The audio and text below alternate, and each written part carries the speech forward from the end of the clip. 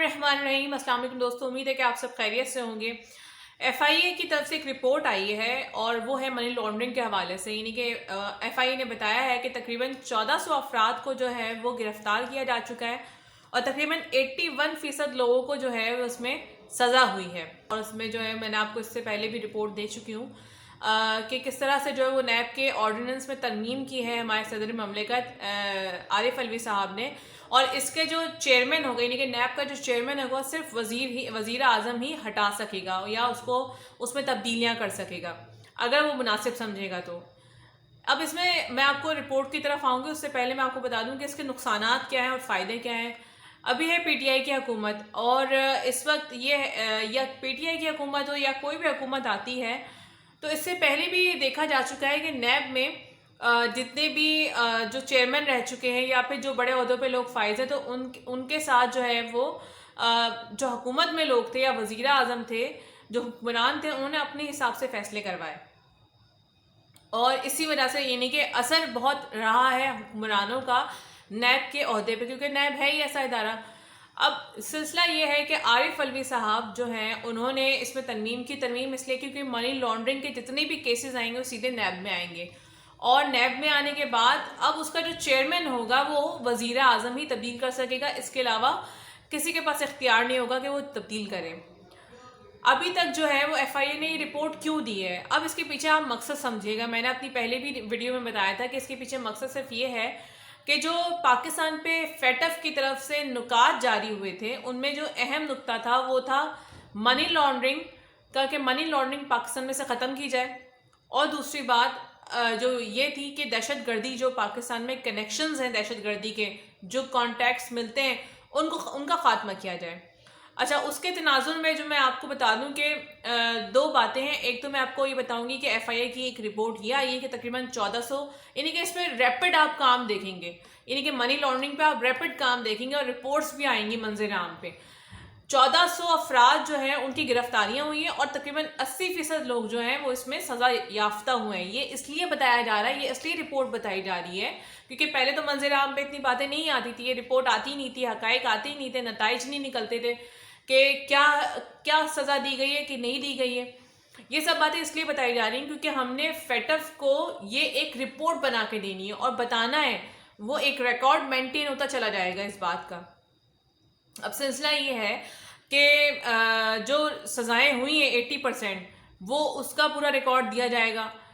आरिफ अलवी साहब ने कल जिस तरह से तरमीम की और उसमें जो है वो मनी लॉन्ड्रिंग करने वालों के लिए जो ख़ास तौर पे ये ऐलान किया गया कि उनकी जितनी भी सज़ा होगी, जितने भी केसेस चलेंगे, सारे के सारे नैब के अंडर होंगे सारे काम।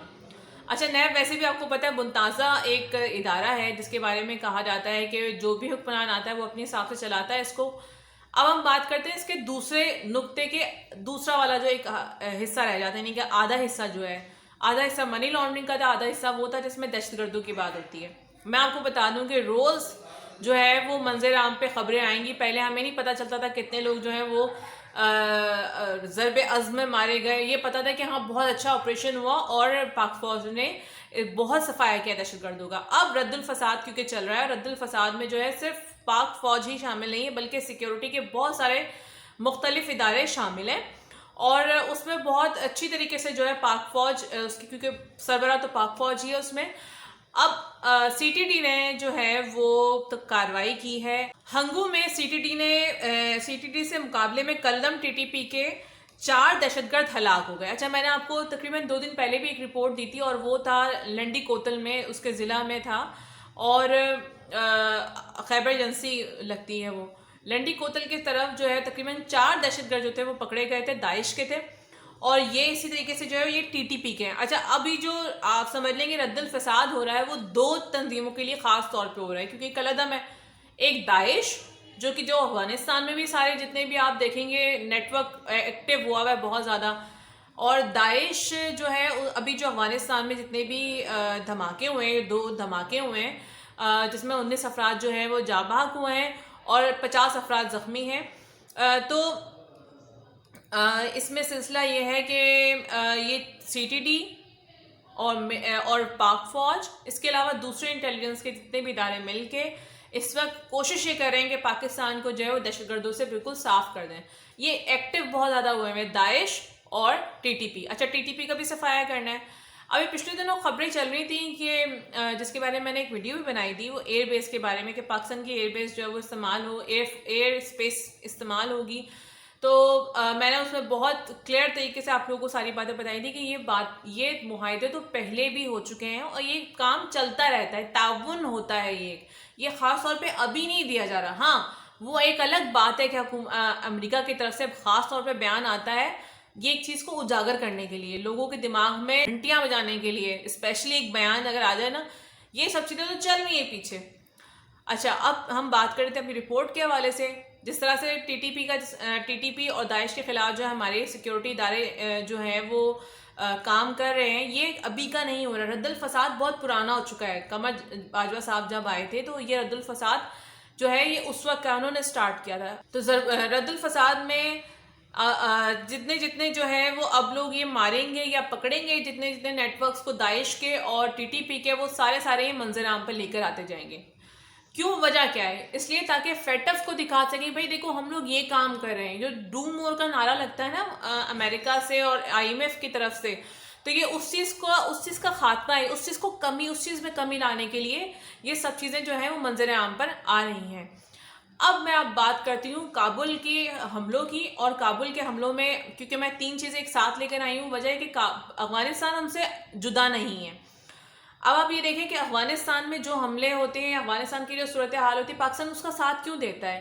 ایک اس کی سب سے بڑی وجہ یہ ہے کہ خطے جو پورا ایک خطہ ہے افغانستان اور پاکستان کا جو ایریا ہے ایک جگہ پہ، اس میں اگر افغانستان میں امن نہیں ہوگا تو پاکستان میں بھی امن نہیں ہوگا. وجہ کیا ہے؟ وہاں پہ جتنے بھی جو ہے وہ دہشت گرد ہوتے ہیں ان کا نیٹ ورک پاکستان میں پھیلایا جاتا ہے اور نیٹ ورک وہاں سے آسانی سے پاکستان میں داخل ہو جاتا ہے. تو پاکستان چاہتا ہے کہ افغانستان صاف رہے، افغانستان میں جو دہشت گرد ہیں ان کا صفایا ہو. جبھی وہاں پہ طالبان حکومت آئی ہے تاکہ وہ دہشت گردوں کا صفایا کرے.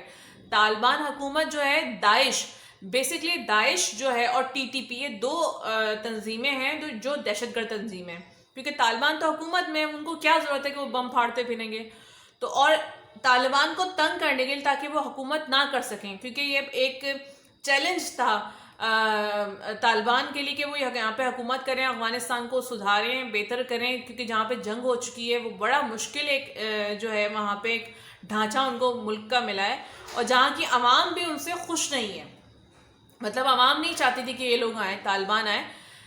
اب سلسلہ یہ ہے کہ جو بائیڈن ہے اور وہ کئی دفعہ ان سے جو ہے جو بائیڈن ہو گئے یا پھر نیٹو سے، باقاعدہ عالمی برادری سے جو ہے وہ طالبان نے اپیلیں کی ہیں کہ سردی کا موسم قریب آ چکا ہے، سردی آ چکی ہے. افغانستان میں جو ہے وہ افغانستان کے اندر جو طالبان کی حکومت ہے اس کو گرانے کے لیے، اس کو بتانے کے لیے کہ طالبان جو آئیں ان کو ٹف ٹائم دینے کے لیے سارے کام ہو رہے ہیں. آپ کو پتہ ہے کہ داعش کے پیچھے کن کے ہاتھ ہیں؟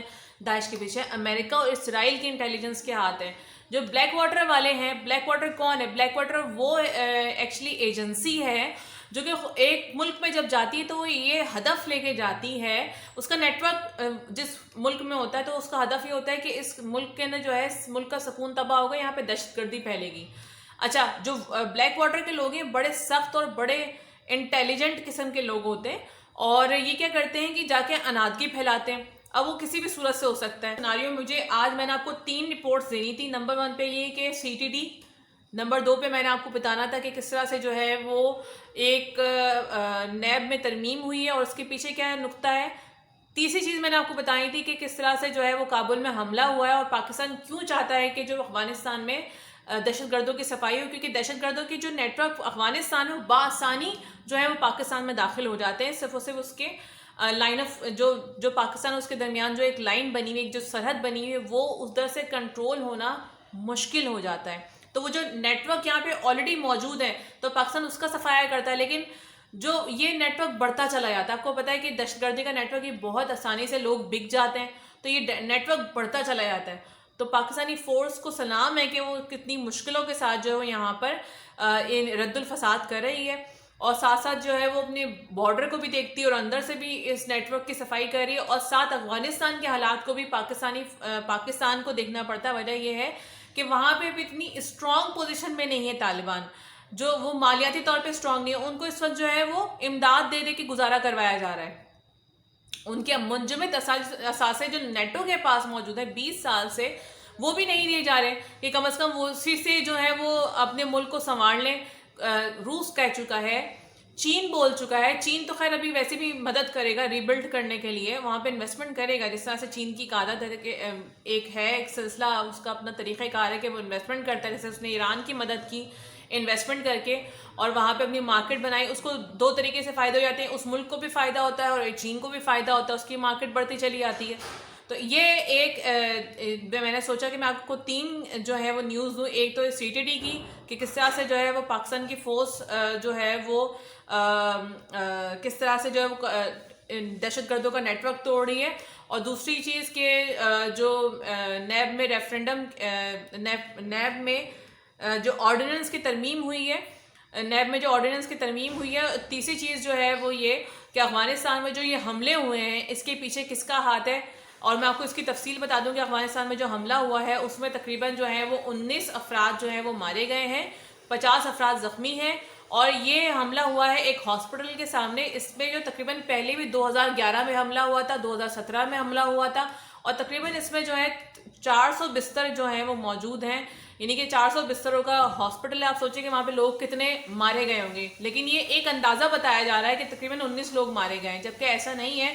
طالبان کا اپنا کہنا یہ کہ ہم نہیں بتا سکتے کہ یہاں پہ جو ہے وہ کتنے لوگ جو ہیں وہ مارے گئے ہیں. سارے جو خبریں ہیں وہ منظر عام پر آ رہی ہیں، چاہے وہ منی لانڈرنگ کے بارے میں بتایا جائے کہ ہم اس کے لیے کیا اقدام کریں، چاہے وہ دہشت گردوں کے بارے میں بتایا جائے. ساتھ ساتھ پاکستان کو جو مسئلہ درپیش ہے وہ ہے افغانستان کا، جہاں پہ امریکہ اور اسرائیل ملک مل کے جو ہے وہ افغانستان کے حالات کو خراب کریں داعش کی شکل میں. اس کا نیٹ ورک وہاں پہ موجود ہے. آپ لوگوں کے ساتھ پھر نئی اپڈیٹس کے ساتھ ملاقات ہوگی. اپنا بہت خیال رکھیے گا. اللہ حافظ.